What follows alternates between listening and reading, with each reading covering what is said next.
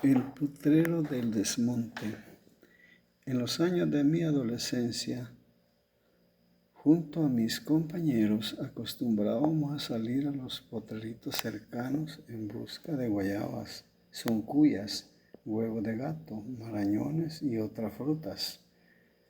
Y cuando pasábamos por el camino y las veíamos en los árboles, corríamos a cortarlas, no dejando que los demás cipotes las cortaran primero.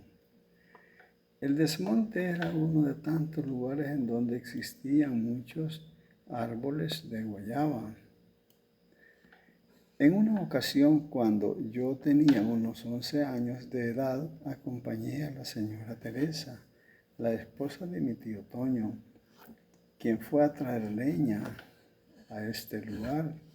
Y mientras ella la preparaba, yo me dediqué a buscar guayabas y me subí a un árbol que estaba cargadito de esta fruta, de las cuales unas ya maduras, y se sentía el olor. Yo muy contento me desplazaba con rapidez por las ramas, queriendo cortarlas todas de una vez.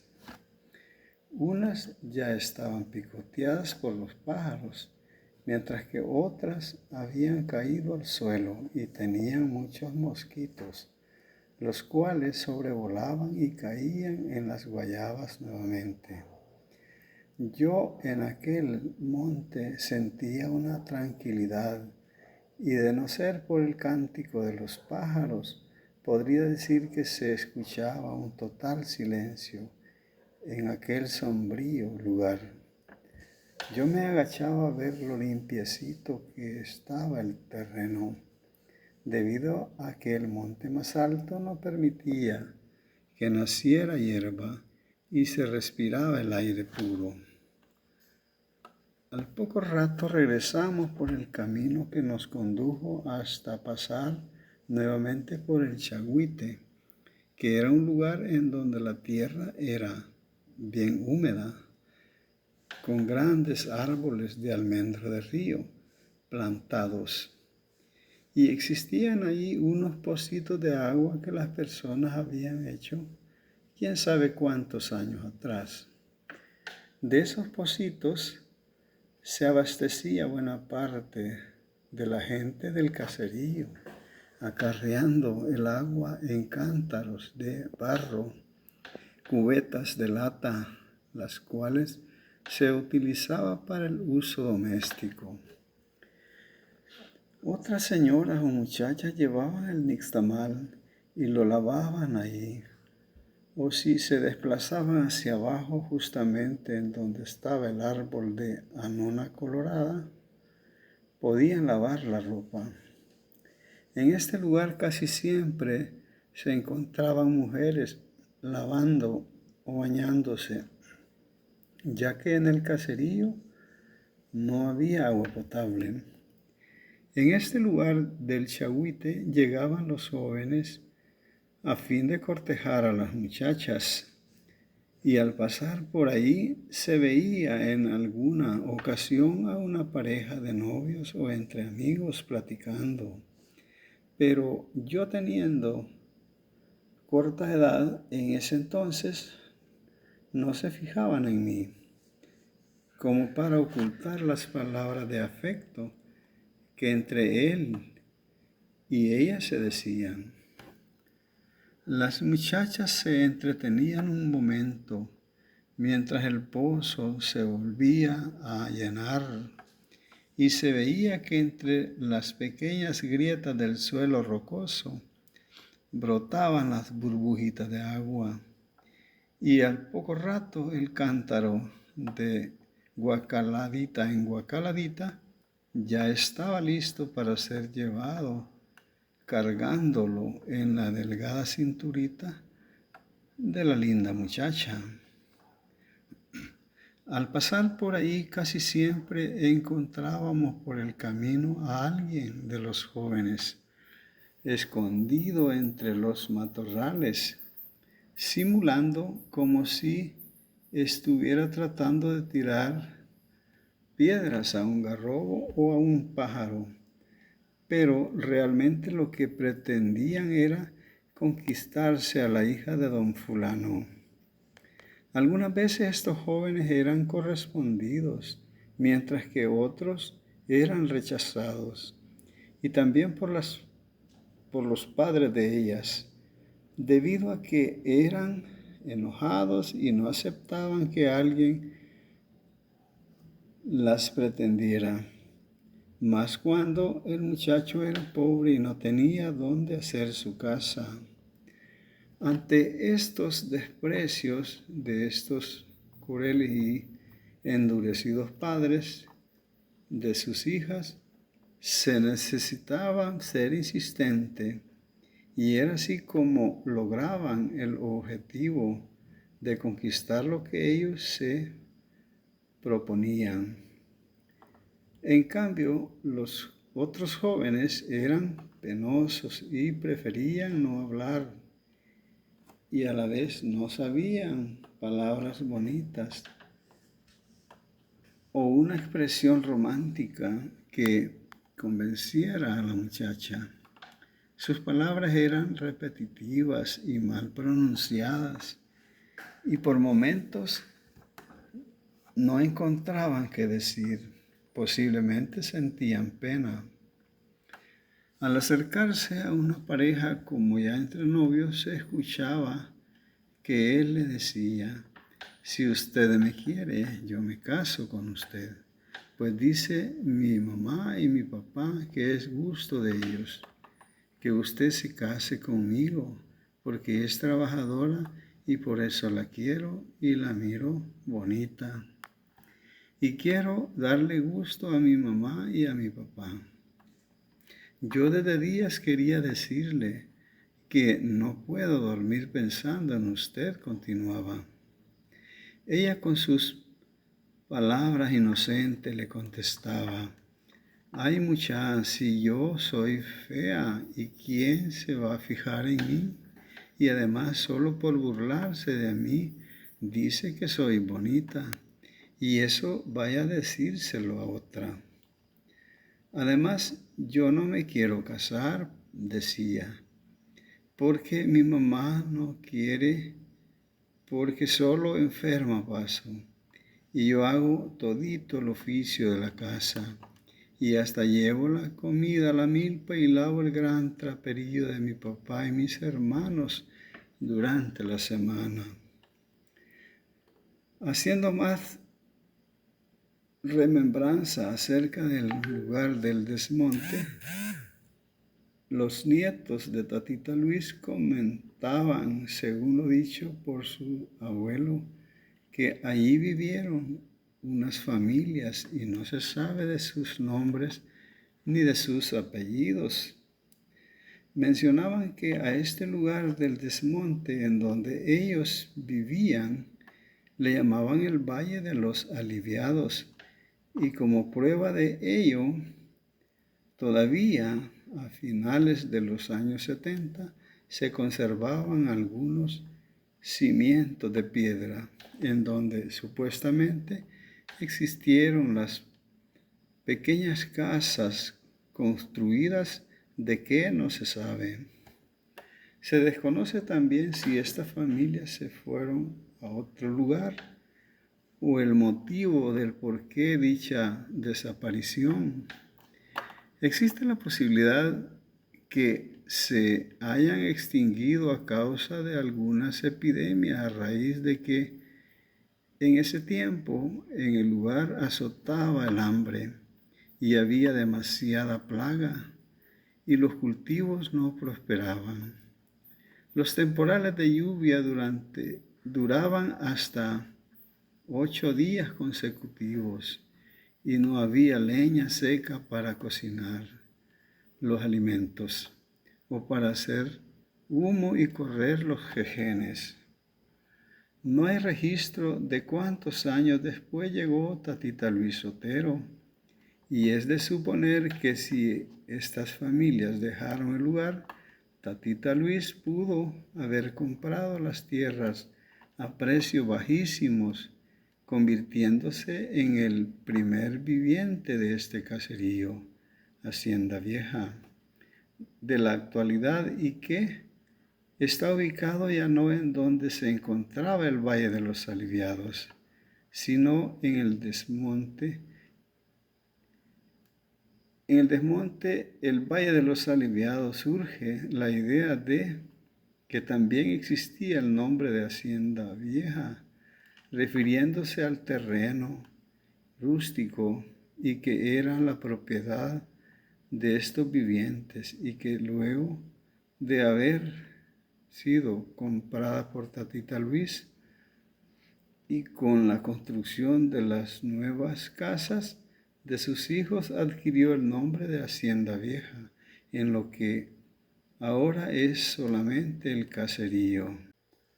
De mi Tatita Luis solo conocí su fotografía y era blanco, barbado. Su pelo cano, ojos arquitos y cachetoncito. Conocí de él al último de sus hijos, Eugenio, quien fue mi bisabuelo por parte de mi padre. Y qué lástima, no tuve la ocurrencia de preguntarle algo acerca de su papá, que era Tatita Luis, pues tenía mucho que aportarme en este relato. A mi bisabuelo Eugenio, yo lo veía sentado sobre un trozo de madera en el corredor de la casa de don Juan y señora Naya, y pacientemente con su cuma, utilizando la parte filosa, la colocaba al tronco del pelo de la barbilla y lo prensaba con el dedo índice de la mano y trataba de arrancarlos uno a uno. Él era alto, delgadito, usaba caítes de cuero y con su apresurado caminar se escuchaba el tronar entre el pedregalito. Mi bisabuelo Eugenio pudo haberme comentado mucho acerca de su padre, pero por mi corta edad no se me ocurrió. De mi Tatita Luis, además de haber conocido a mi bisabuelo Eugenio, quien fue su último hijo, conocía más reciente a algunos de sus nietos y decían que mi tatita había venido de España a finales del tiempo de la colonia, como en el año 1870 en adelante, según mis cálculos, y vino junto con su hermano Ignacio y su hermana Cruz. Su hermano Ignacio era el mayor entre ellos y se radicó en las riberas del río Sacamil con vista al río Lempa y próximo al potrero de las Peñitas, en donde construyó su casa. Uno de sus últimos nietos, que era don Vicente Reyes, decía que cuando estaba pequeño visitaba a su abuelo Ignacio y a su abuela Petrona Melgar y comía las ricas quesadillas que ella horneaba. Don Vicente manifestó también que su abuela Petrona era originaria de Santa Ana y que por andar vendiendo en nombre de Jesús, la conoció el papita Ignacio.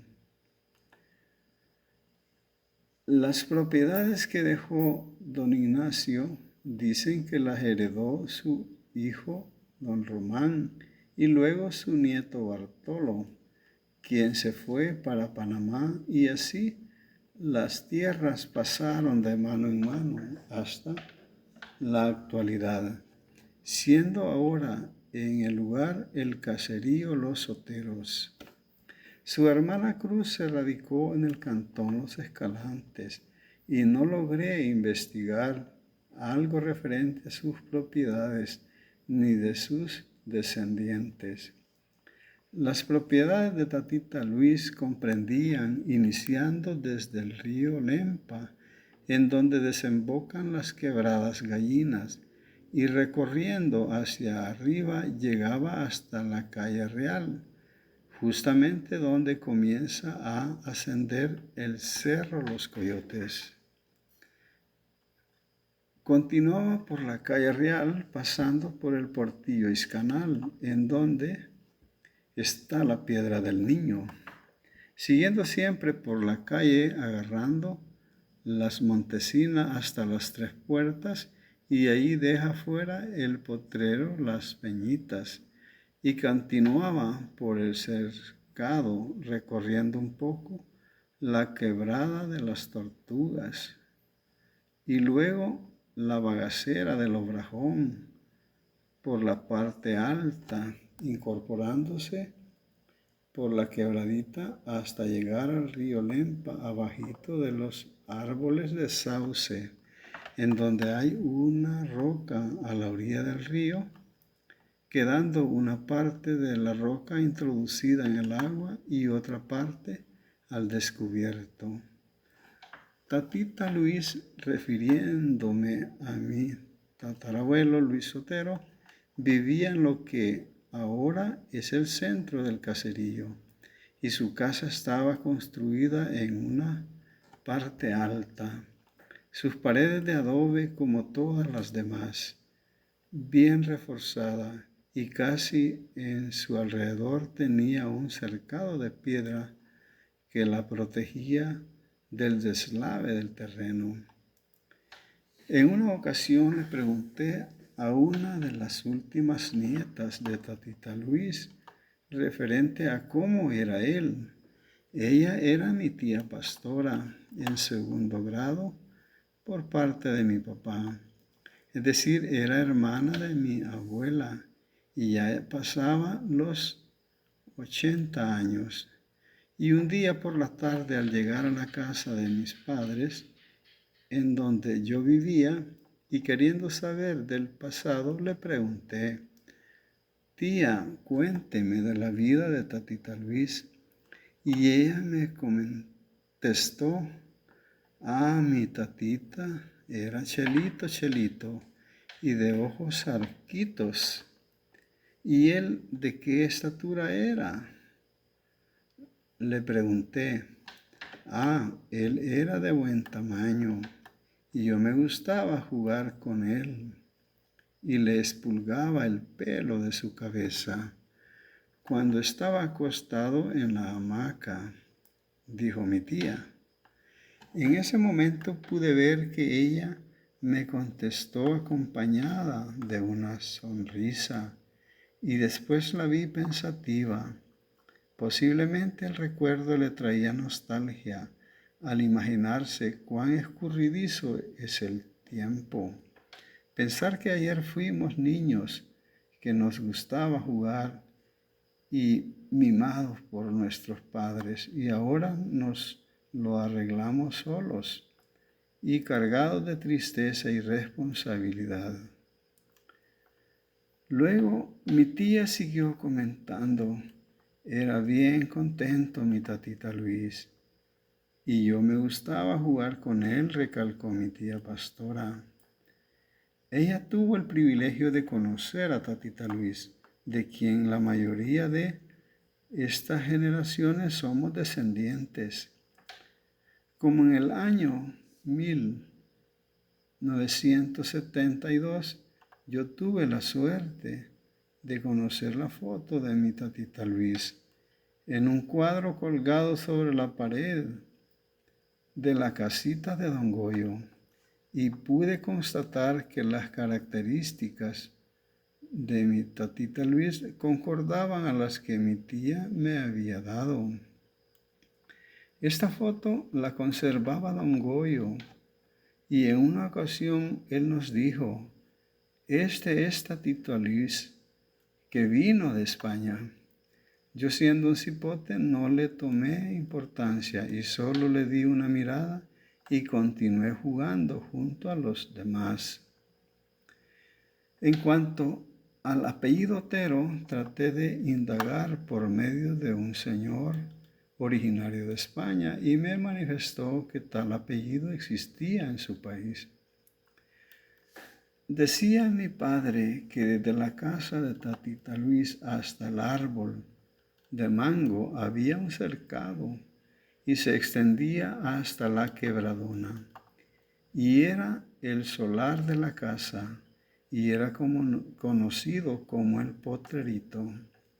Los únicos dos caminos que habían era a la quebradona pasando atrás de la casa de mi tatita y los otros caminos eran hacia el pueblo, al Obrajón y hacia el agua caliente continuando el río Lempa. La esposa de Tatita Luis fue Martina Ayala, hija de Antonio, y eran originarios de Honduras, posiblemente de alguna aldea situada en los lugares fronterizos a nuestro país. Es indudable que este lugar en donde Tatita Luis tuvo su casa es tan simbólico y encierra una gran historia por ser el primer hombre que germinó su descendencia en forma múltiple y que para nosotros es como el padre Abraham de Hacienda Vieja. Y ahora el caserío ha crecido conformándolo muchas familias. En la casa de Tatita Luis vivió su esposa Martina Ayala y sus hijos Regino, Narciso, Estanislao, Eugenio, Feliciana y Jacinta, siendo ellos los herederos de las tierras, llegando a ser personas respetadas, dedicadas al trabajo agrícola y a la ganadería, y reconocidos por la gente de sus alrededores, cuya memoria todavía se conserva. Pasado algunos años, los hijos y los nietos todavía recordaban algunas anécdotas de Tatita Luis al momento que departían sus pláticas en el patio de la casa de don Juan en las primeras horas de la noche bajo el azul cielo estrellado. Ellos, después de la cena, tenían la costumbre de reunirse ahí y algunos se acostaban a media calle, sosteniendo su cabeza en alto con su mano recogida. Otros sacaban de la bolsa del pantalón una hoja de tabaco y le arrancaban una porcioncita y preparaban la magalla con los dedos. Y ahí pasaban durante todo el rato masticar y masticar. A esta hora usualmente se reunían y sentían que con sus pláticas se entendían. Ellos hablaban de la milpa, de la pesca, de los espantos que les aparecían por las noches, como la ciguanaba, el cadejo, el diablo montado en un caballo y muchas más. Hablaban del añil que fabricaban, de los compadres, del movimiento de la luna y que al estar sazona era la época buena para sembrar las ramas de jocote y las semillas de tarro. Decían que en tal día estaría en cuarto menguante y de cuándo era luna nueva y 11 de luna y todo lo referente al almanaque pintoresco Bristol. Otros decían que a tal hora de la noche la estrella polar se encontraba a cierta altura en el espacio, la cual les servía de señal como hora buena para ir a pescar al río Lempa. Decía don Coronado que en las riberas del río Lempa había mucha plantación de huerta y crecían los grandes racimos de guineo. Y como había escasez de alimentos, ellos se daban a la tarea de comer los guineos asados en el comal. Y así la gente pasaba, me dijo él. En el corredor, con el correr del tiempo, la hacienda vieja ya se había desmenuzado y siguiendo la cadena de herederos, mi papá en calidad de bisnieto se hizo acreedor a una pequeña parcela en el lugar del desmonte. En ese tiempo, unas personas decían que en el desmonte se encontraban piezas de platos rotos, similares al material de porcelana o de barro cocido.